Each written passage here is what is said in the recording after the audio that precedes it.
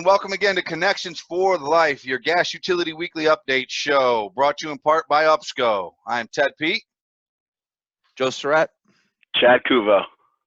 Thank you, folks, for joining us here today. We really want to welcome you to the show and thank you guys for subscribing, for following, for liking, for sharing on all the social media platforms.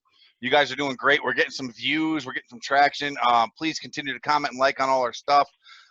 We got a really cool show on board for you today. We are going to give you a little UPSCO update. We're doing an interview with UPSCO President Dan Pajak, and we're providing an industry update for some knowledge and info that we think might be useful in the industry. We'll give you a preview of the next episode, then we're getting out of here. So without further ado, Joe. Yeah, UPSCO update. We don't really have anything going on. I mean, as far as last time we recorded, it's pretty much status quo. We're still going through the paces as far as the protection and cautionary measures with the COVID. So one thing we did want to talk about is maybe one of our products. We have some, thanks Ted, some UPSCO pipe stands, UPSCO pipe supports. These are adjustable from 18 to 39 inches and will hold 2 to 8 inch pipe. These are all zinc coated and also powder coated as well. We're selling these for approximately around $80. We always have stock, so if you guys have any interest. Additionally, if you'd like more information, there's also a cut sheet or actually a product demo sheet. Ted, if you could flip over to that. That we could send this along. If you want just some dimensional information, things like that, we can send that along to you as well. So just food for thought. If there's any need for pipe stands or cradles out there, we are carrying them. They're in stock and available for you guys. If you need some, just give us a buzz. Awesome information, Joe. Thank you for sharing that with us. Again, comment in it if you're looking for anything on it. Without further ado, we're going to get into our interview with Dan Pajak. Dan is the president, owner, and the visionary of UPSCO Inc. And he's a legend. He is a legend in the industry everywhere else. And the reason that several of us work here, that's why 100%. we came on board. Dan's a phenomenal guy, and we're just really excited to get him on board to talk about UPSCO, some of the stories that and some of the history of the organization. So absolutely, he's all good stuff. Super inspiring guy. Yeah, he's a personal mentor to all of us. And without further ado, welcome to the show, Dan. And welcome to the show, Dan. Thank you for joining us on Connections for Life. Hi, Dan. Thanks for being here. Hey, Dan. How are you? Hey, great. How's New York? How's New York? Yeah. Well, it's just another day. Is it cold? It looks nice out though, cold. sort of. Oh, it's remarkable. Almost the end of April, and here we are. There's still some remnants of the white stuff. Yeah. No, thank you. So I guess, Dan, we wanted to bring you on. We love you. That's one of the reasons why all of us work here, honestly, is because of you. And I love some of the stories that you tell, and you've told them to us, and you've told them to customers and other people. But I think we want to share some of your stories that you have about our business and UPSCO and what we do and how we became what we are now. So I guess I'll start it out with the question of, how was UPSCO created in 54 years ago, I think it is now, or 55, I can't remember exactly. But how many years ago? And you tell a great story when it goes to that. So go ahead. I don't know if it's a great story. It's a simple. Well, first off, let me say I really applaud you guys for the creativity you're putting forth in this effort. It's some crazy times out there, and what you're doing, I think, is conveying a certain degree of normalcy. I think that's something we all need. We just can't say that word. No. I can't say Appalachian. I've been taken. I'm not allowed to say that anymore. We took it away from him. You threw the C right on normalcy. That threw us all off. I've gotten plenty of calls from friends in the industry, and they are all complimenting you.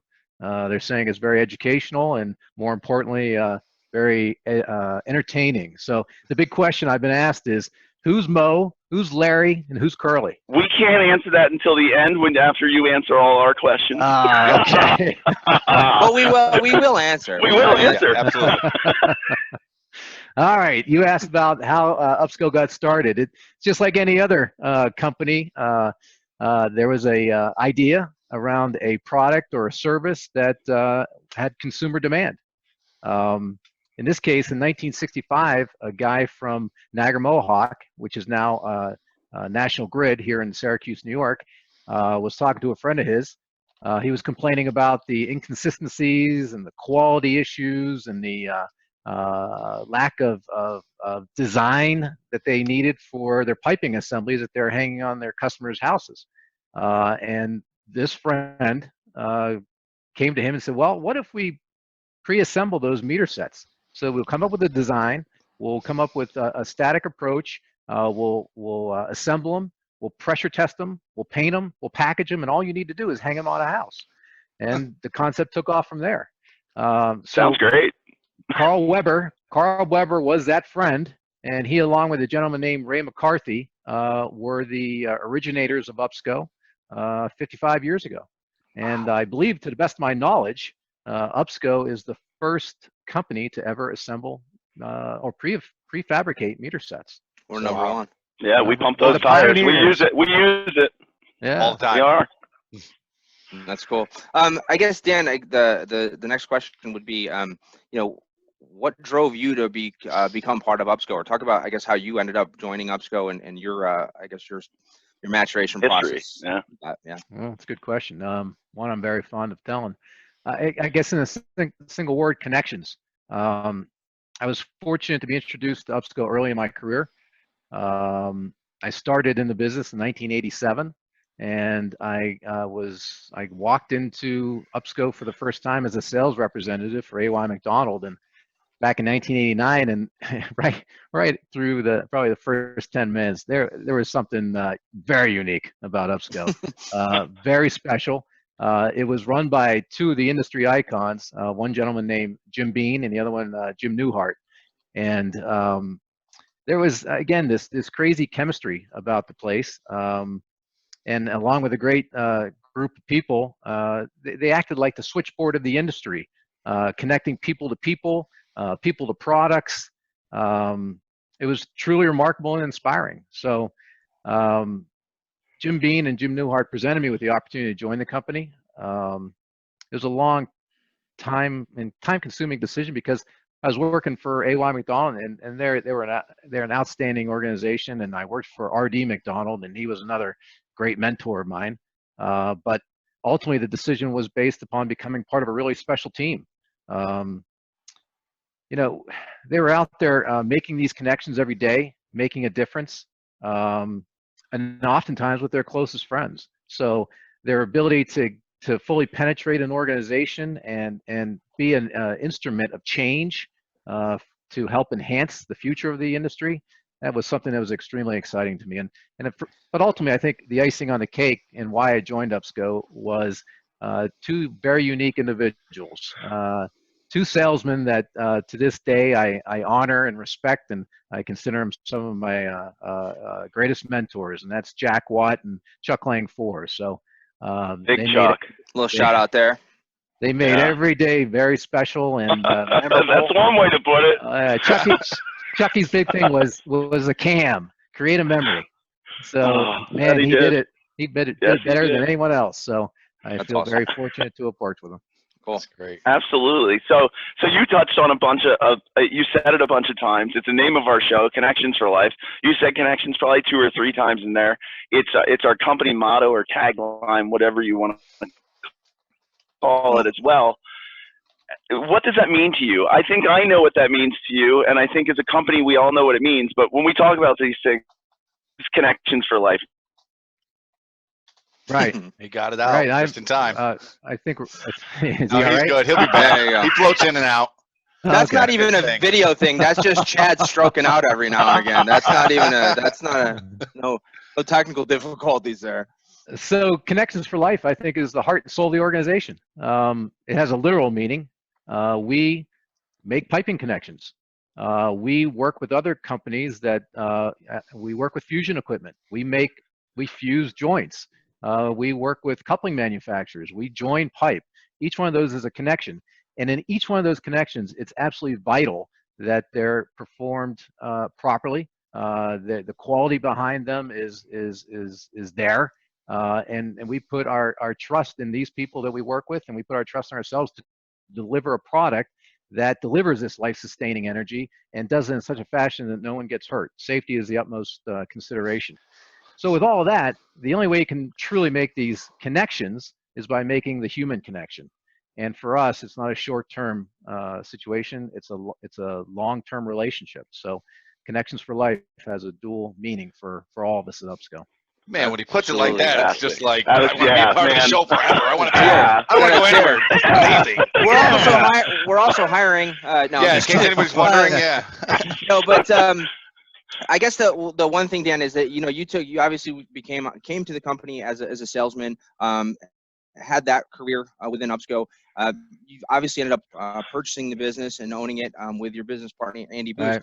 What have you guys seen as a change in your organization, or how we've actually progressed since you became owners of the organization back in 1996? Am I close? 2003. 2004. Ah, shoot. March 2004, I believe it was.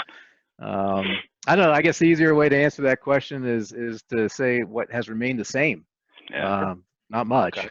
The only thing that has remained the same is the heart and soul of the organization, and again, it speaks to it in Connections for Life.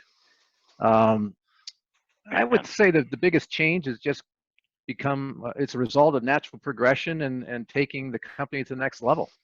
I think first off, I just want to, on UPSCO's behalf, Andy and my behalf, really, is just to extend our appreciation and gratitude to Jim Bean for even affording us the opportunity. So, with that in mind, back in 2004, when Jim retired, we had a staff of about 33 people. We worked out of multiple small-scale office buildings, production areas. Warehousing. A lot of our warehousing was out of overseas storage containers. So you can imagine what it's like to open up the door and have to go all the way to the end, empty everything out to get what you need and put it all back in. So I think we often joke that if you were to look up the word operational dysfunctionality in a business dictionary, there would be this big image of 23 Central Street in Moravian, New York. But hell, I remember Andy and I worked in a small office. We shared a small office in a pole barn on the property, and we'd log miles just to go to the copier machine, the fax machine, use the restroom, and of course we all did this with we of course did all this with a 50-pound block of ice on our back and uphill both ways. Yeah, so right. Somehow we endured it. And no jacket in the winter. Oh shoot! But the bottom line is we did whatever we had to do. We did whatever it took, regardless of what it required or what it cost, to make sure the customer came first. And we still do that. Yeah, it's very important to say that. Absolutely. We still do it to this day. Yeah, every day. Yeah. Dan, so I guess, in these strange times that we're going through, and, it's, how do you foresee us coming out the other side a little bit, I guess? And what are some of the things that we're trying to do over the next year and a half, just to get better as a company in whole? Wow. That's a hell of a question. Drawn one, huh? I mean, you can just answer with something completely different if you want. Yeah. Well, it'll sound good coming out. Like, we're like, yeah, okay, yeah, that was relevant. Yeah. Yeah, it's a huge. I think the COVID part's probably the part that, how we talk about it a lot. We talk about it amongst ourselves, and we also give UPSCO updates, which will be what Joe does before this episode actually airs on that week, what's going on. But as a big picture, I mean, we're still trying to support all our customers. We're trying to do nothing's really changed. We're even trying to be more of a hub, I think, as you would say, to people that call just with questions even now, trying to connect people like we've been talking about the whole time. Yeah. I guess that's Absolutely. More what I mean. Right. My question was really broad, but it's probably better to word it that way. Well, I think it's important to address what's going on right now. I saw a data point this past Friday, and it said that 24 million Americans were out of work in 4 short weeks. I'm still trying to wrap my mind around that one. I know, it's crazy. 3 months ago, would any of you thought that was possible? No. I mean, never even thought it was. How do you plan the growth of an organization around events like that? Right. But it is what it is. And hey, Joe, you got your coffee cup? Look at that. It is what it is. Hey. I promise they didn't plan that. Always. But yet we're here. And I think to all of our fellow gas people out there viewing this video cast, our industry continues to operate in a pandemic. Think about that. Yeah, You got industry giants amazing out there. You got the automotive industry, the aviation industry, and a host of others that are absolutely struggling. But yet, oil. Yeah. Even oil, yeah. But here we are. We're very fortunate to obviously Yeah, be we in are. the industry. We're very Especially on fortunate the to work for utility your side. organization. I mean, thank you guys for supporting our efforts here and allowing us these opportunities Cheers. to get some messages out. Yeah, thank you. Absolutely. But really, it comes down to the realization that we deliver life-sustaining energy. Think about that. It's awesome. And I think everybody in our industry should be incredibly honored and proud by that, that we can, by doing what we do, endure a global pandemic. So, I think we should be incredibly grateful and proud for that. I really do. That's great, Dan. One of the things that I think are phenomenal in our organization is that how malleable we've become in this situation. I wanted to touch upon our UPSCO update last week was hand sanitizer. UPSCO, it doesn't seem like something that would be a fit for a distribution in the manufacturing in our wheelhouse gas industry, in our wheelhouse. Right. But could you maybe just elaborate on a little bit of that situation and how we've stuck our foot in the water on that and what the company's doing with it, please? Well, you hit a good point there, Ted. Hand sanitizer. Who would think that we'd be working to offer our customers in need something that is hard to come by in these times? And we're just fortunate to have an old friend in the industry that has a distilling company. You mean a connection? Another connection, yeah. It's weird. Yeah. Right. And he 16 short days ago decided to start making hand sanitizer, and now is producing 15,000 gallons a day of the material. It's awesome. Wow. It's awesome. And he, It's crazy coming to think from about. this gentleman came from the gas industry, and he understands the operations of what's needed. And he thought, maybe the best way to go about this is to create a hand sanitizer that has a certain viscosity so that we could utilize it in both spray bottles and as a regular hand sanitizer. And so that's what's been done. We're offering it in 1 gallon, 5 gallon, 55 gallon, 275 gallon containers, and you just dispense it in your totes. The gas companies are using the small hand totes with the pump. They'll wash their hands, put their PPE on, go into the premise, do their work, come back out, use a spray bottle to spray down all their equipment and tooling, their truck, anything that's been exposed. They'll clean their PPE, take that off, and then they'll douse themselves with this with the hand sanitizer and off to the next job. So, and again, just talking about that, I can't. I want to bring attention to those who are on the front lines, the pipe fitters, the truck 100%. Drivers, the equipment operators, all the material producers out there that are doing what they need to do to support everyone in this endeavor. And speaking on behalf of UPSCO, our welders, our production folks, our warehouse folks, everyone within the organization, they're rocking it. And I want to take this opportunity to thank them for their fearless efforts, living up and building upon and delivering upon our purpose of making connections for life. For life. Man, there's Chad again. I like my internet to stay connected.